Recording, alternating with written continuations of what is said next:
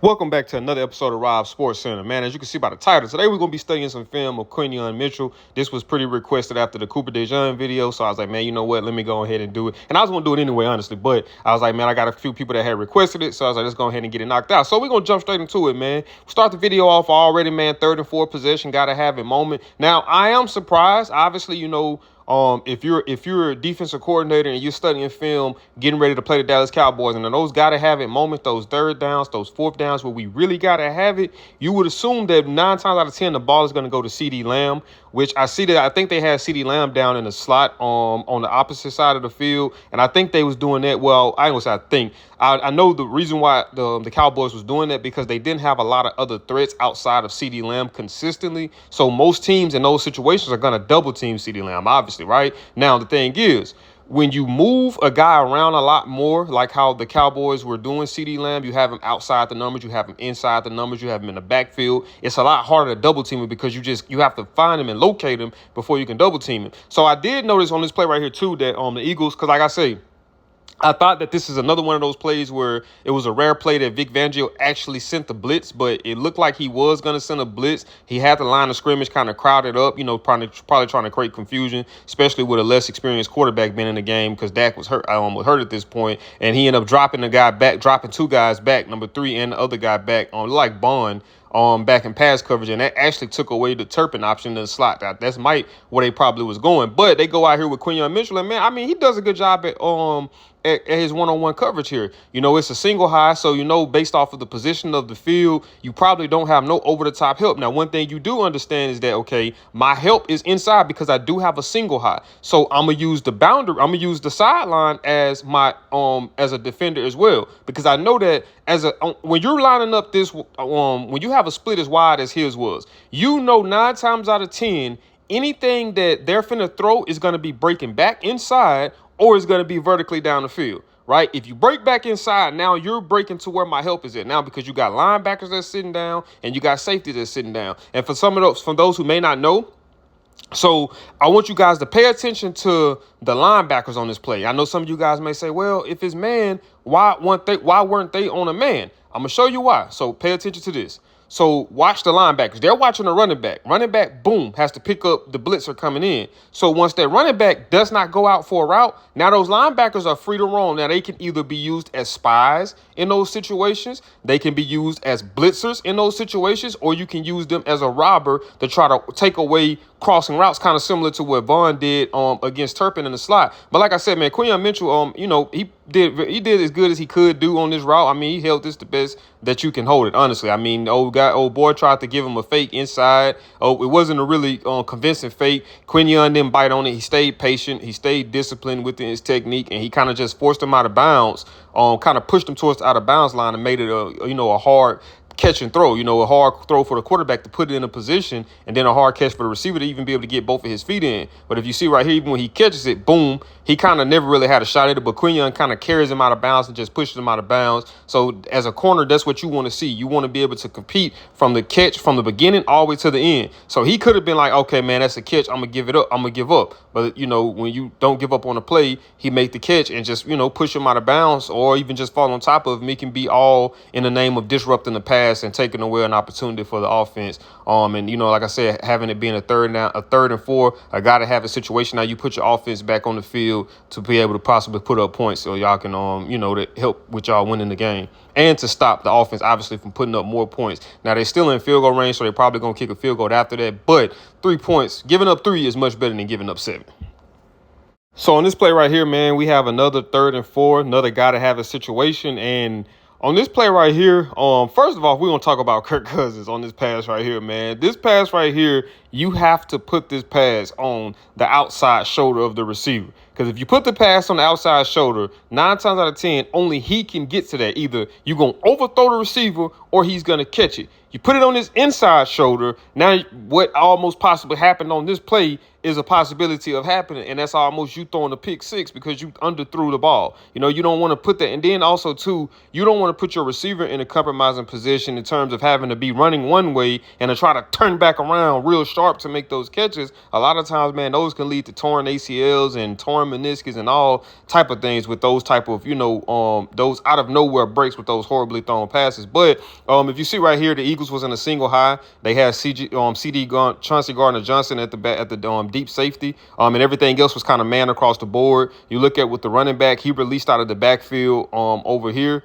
and you see that the linebacker went over to take him. But it like they was kind of playing a soft man-to-man in a sense, probably not trying to beat, not really getting up there and getting too physical at the point of attack. Like everything was kind of soft man all across the board. But in this situation right here, once again, you're looking at the split. So if you're looking at how the wide receivers are lined up, now these splits right here, it's a two-way love affair. Now, granted, based off of formations and based off of the way the receivers are lined up in film study, that'll kind of tell you the concepts they like to run out of those formations. But for the most part, you have a two-way go as a receiver because now you're not so compressed up against the sideline. So now you actually can make a way. You actually can run an out-breaking route and you can run an in-breaking route. But as a corner, once again, you pretty much know that your help is in the middle of the field with the single high safety and even with a linebacker that's kind of being used to be around, kind of playing that rover position, kind of like what you see Vaughn right here is number 53. So even if they would have tried to run a crosser on Cooper DeJean, he would have picked it up. And even if they tried to run one with Quinyon Mitchell, he would have possibly picked it up. So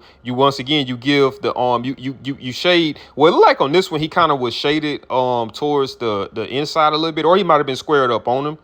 No, like he did have the outside shade. I take that back. He did have outside shade on him. So he had outside shade on him just because he knew that was coming. Now, I mean, he just did a good job on this play right here because a lot of times when you're playing off-man coverage, it allows corners to be able to use their eyes. And here's the thing, too. He actually played this play so beautifully. Now, let me tell y'all why. We're going to get into a little detail on this. Now, this is I was learning breaking down film with Tre'Davious White, who played for the Buffalo Bills. So he was talking about off coverage is a lost art in today's NFL because a lot of people don't do it. And he was like, and whenever they do it, a lot of times they have it and it looks like a zone defense. So most of the time when guys play off coverage, most of the time their butts are to the sideline. And when your butts are to the sideline, majority of the time that's usually associated with some type of zone coverage. But as a man, if you're manned up, you want to try to stay squared. That way it gives you an option. If he breaks in or out, you're able to react and you're able to read and react a little bit better, right? Now, if you're lined up and your butt is against the sideline and he kind of gives you an in fake and breaks back out, that's kind of putting you in a very compromising position. Now, if you're a defensive back and you have good feet and good hips, you are able to bounce back and get yourself back in the position, but you want to try to make that as less complicated as it can be, especially in those gotta have it moments. So he does a good job at just staying square, not really, you see like he's kind of doing like little subtle steps, and it's almost like he's kind of hopping in place a little bit, but he's taking subtle steps to a certain degree, but everything is based off of reading. So it looks like on this play right here, he kind of was reading the combination of both of kind of looking at the quarterback's eyes, but then kind of watching the receiver. Cause right there, you see like he's watching the quarterback. But I guess once he realized that the quarterback was finna get rid of the ball, which they ran two out concepts, one was a little bit under and one was a little bit over. He done a good job at putting himself in position and breaking on it, man, and almost getting the interception. Now, granted, like I say, had the ball been led out and put on his outside shoulder, that might have been a catch. But the fact that the ball was underthrown, it allowed for him to be able to make a play, be able to react and make a play on the ball, and almost came up with a pick six. So this was a phenomenal rep by Quinyon Mitchell. Once again, man, breaking down some more Philadelphia Eagles film. They got my boys in there, man. God dog, Saints, man. I'm a Saints fan, but for those who may not know. But, man, this right here was a one-on-one matchup. I think this was a third down play, too. I don't remember the yardage. I don't remember if it was a 3rd and 4, 3rd and 5, whatever the case may be. But I do know that it was a third down play. So you got Quinyon Mitchell out here matched up on the outside against Rashid Shaheed. And if you're not familiar with Rashid Shaheed, man, that dude can flat out fly. Like, he's a speedster, right? So being matched up on him in a one-on-one situation on the outside, that's probably not idealistic for any corner, but, at the end of the day, that's part of the game. You got to be able to make the adjustments, and you got to be able to be a dog, and you got to be able to go out there and compete. Now, once again, this is another one of those plays where I do believe that had the ball been thrown better, this probably would have went completely different than what it ended up doing. But at the end of the day, Quinyon Mitchell can't help the fact that he has a good pass rush up front that can just rush forward and get pressure on the quarterback. That's not on him. That's, that's just the situation he's put into. So once again, we have him on the outside. He's playing outside coverage on one-on-one. It looks like they probably were in some type of single highlight, because I've seen from what I've seen the Philadelphia Eagles, and they go Chauncey Gardner-Johnson. So they like to run a lot of single high from what I've seen. Now in the Super Bowl, I know against Kansas City, they more so ran two highs, but I know from a lot of the film I've been breaking down, and it might just be on those gotta have it moments, those third downs. And that is a trend that I'm seeing, that on those third downs they are running those single highs. So it, obviously based off of the single high safety, and based off of how reduced the field is, being that you're kind of pushing down towards the red area, the threat of a single high actually kind of it minimizes now, because most of the time a perfectly thrown ball, the center field safety is not going to be able to get over there in time. And if you're throwing kind of those fade routes towards the back of the end zone, it's going to be a lot harder for him to try to make a play on too. So you just had mano a mano on the outside, man. He was in off man coverage, just like the previous clip. You see that he had inside shade because he's using the sideline as his help defense, because he know for the most part anything that you run out there, you're going to be, what's the word I'm looking for?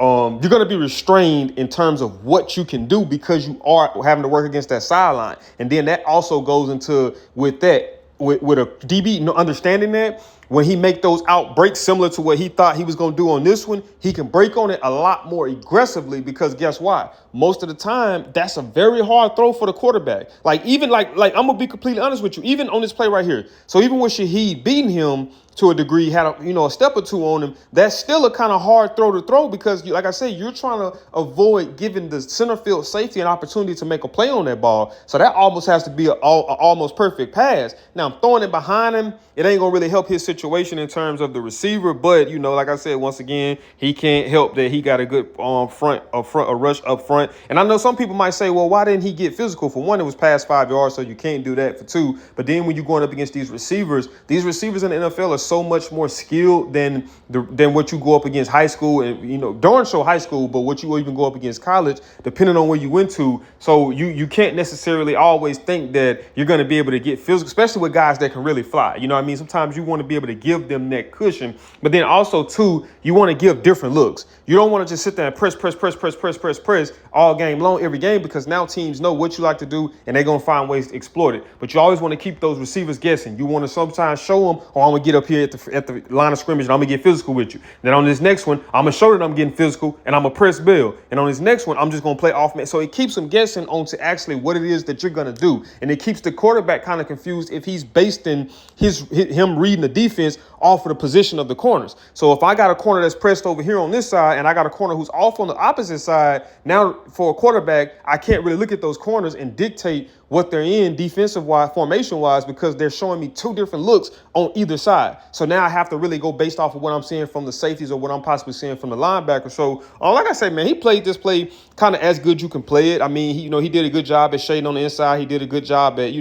being able to read and, being able to kind of read and react. And I think that he kind of was probably finna try to drive downhill to probably try to undercut that pass, being that he did have the sideline protecting him. And then when Shaheed just bounced it back up, then, he kind of was just out of place. But thankfully, the ball was a little underthrown and had allowed for him to be able to catch up and make a play on it.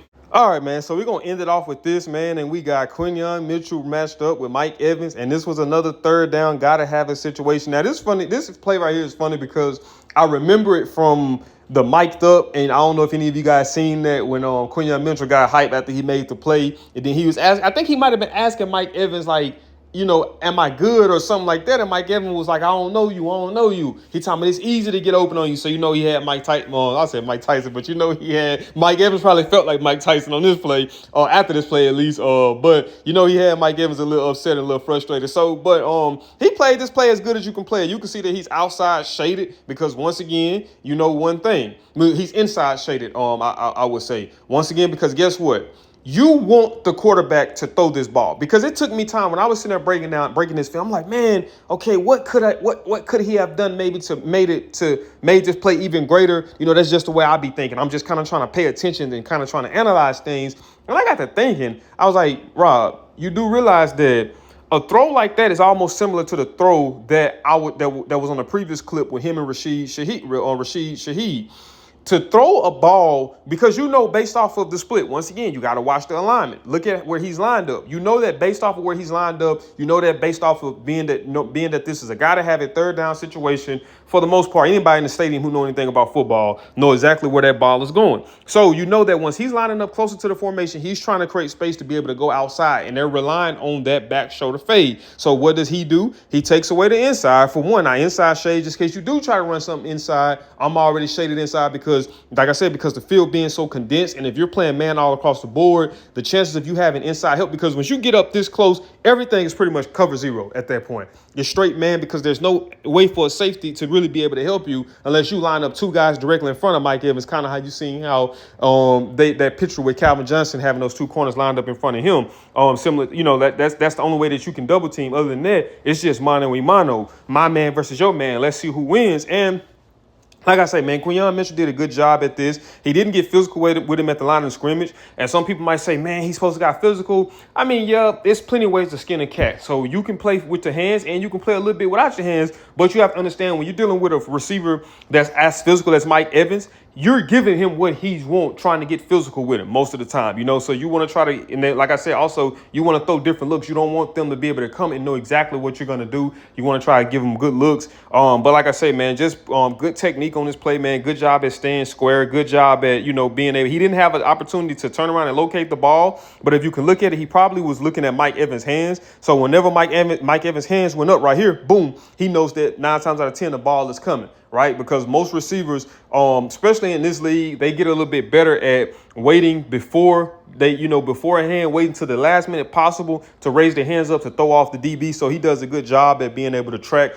the ball, or being able to track Mike Evans and watch him and be able to anticipate kind of when the ball was coming down, and he just gets his hand right up in there, right there, and just disrupts it. So, man, that's just hell of an effort on that play right there by Quinyon Mitchell, man. But I would say, man, the Eagles got them some studs with these two young men, with Cooper DeJean, and Quinyon Mitchell. They have a bright future ahead of them, so I'm curious to see how things are going to look for them this year. Obviously, I know they lost Darius Slay, so I'm hoping that they don't move Cooper DeJean outside. I hope that they keep him inside. I think that's where he's most strong at, and maybe, you know, some offseason acquisitions, or even just, you know, pulling some people up in the depth chart, they'll be able to make up for what they lost in Darius Slay.